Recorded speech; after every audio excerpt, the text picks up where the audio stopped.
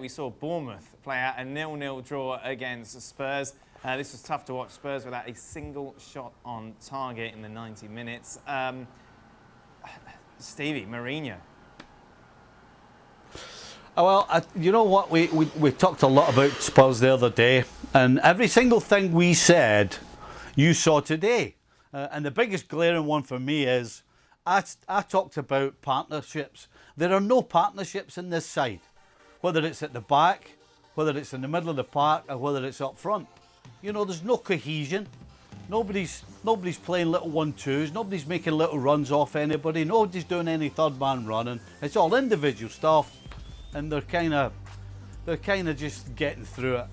And I'm sat watching. I'm thinking, which team is actually second bottom, and which team thinks they're trying to push for at least a Europa spot? And I couldn't have told you. If they had swapped shirts, you wouldn't have known.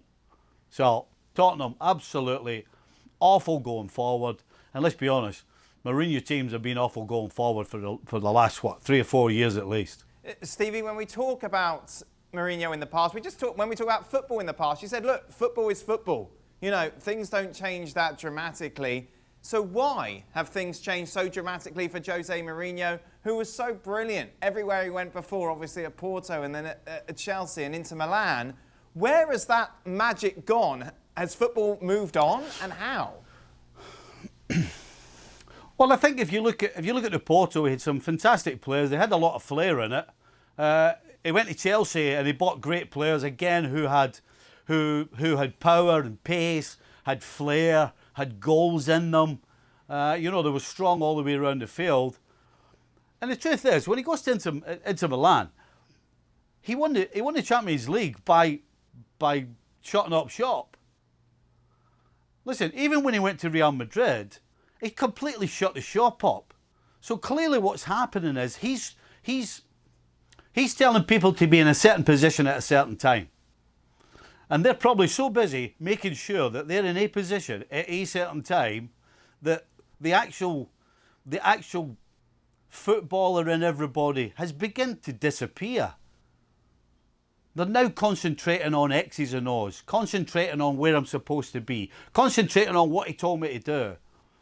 You know, the best footballers need some guidance, yes, but then there comes a time when you have to let them do their thing. And it just seems as though none of the Tottenham players are doing their thing because they must be bogged down in meetings and videos and all kinds of things, you know. Sometimes you just got to open the gate and let the horse run. But right now, that gate is well closed and everybody they just look unsure of what they're doing. And you know, nobody plays any sort of pass in this Tottenham side without looking first. You know, I think in footballer sometimes is not the best footballer. If you take so long to get the ball, have a look up, decide to play it, then it's gone. It's too late. You know, players that just play naturally, play with some flair, get a partnership going with somebody. There's none of that at Tottenham. And that can only be down to the coach. We said it about Van Gaal.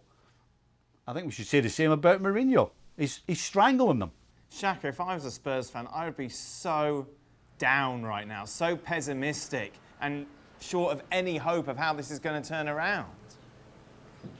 Absolutely, Dan. Let's put things in perspective here. Spurs did not have a shot on target against a Bournemouth team that conceded 5 from Manchester United. That's where you are right now. And Steve's right about everything about Spurs and about Jose Mourinho over the years. I just feel that at this point, the game has gone by him. Gone are the days where you can just park a bus and counterattack. And the other thing that struck me with this is coming out of the quarantine, we thought Spurs, of all the top contenders, were the team that would benefit most from the break. Because Harry Kane was supposedly out till the end or very close to the end of the season. Heung-min Son was supposedly out till the end or very near to the end of the season. Then all of a sudden we have the lockdown and they come back. And given how important they are, you felt that Spurs now had it in them more than anybody else to make a serious push to the top 4. But you look at the way this team played today. Again, I mentioned Bournemouth and their own struggles.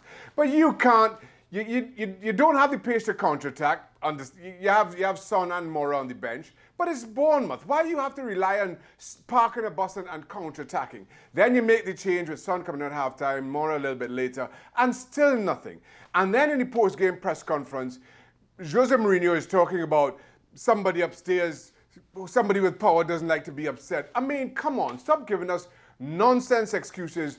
Nobody's buying it anymore, in particular the Spurs players and the Spurs fans. Those comments after the game, obviously addressing the penalty he felt that Spurs should have had 5 minutes into the game. What were your thoughts on it, Stevie? Well, I got to tell you, the first 3 times I looked at it, I thought it was an absolute stonewall penalty, and I couldn't understand why it wasn't. And then we got a clip of Harry Kane actually being caught by his own teammate on his way down. Yes, the Bournemouth player had his hands on his back, but that wasn't until Harry was actually going down. So I think it was the right call. And I agree with Shaka 100%. This guy's becoming a cartoon character because every time they get a bad result or a bad performance, he just looks to blame something or anybody or something. I mean, it's just nonsense. That's one thing went wrong in the game that maybe could have gone their way. But there's another 89 minutes. And when you don't get a shot on goal, don't you be pointing the finger at anybody other than yourself. Thanks so much for watching ESPN on YouTube. And for more sports highlights and analysis, be sure to download the ESPN app. And for premium content and live streaming, subscribe to ESPN Plus.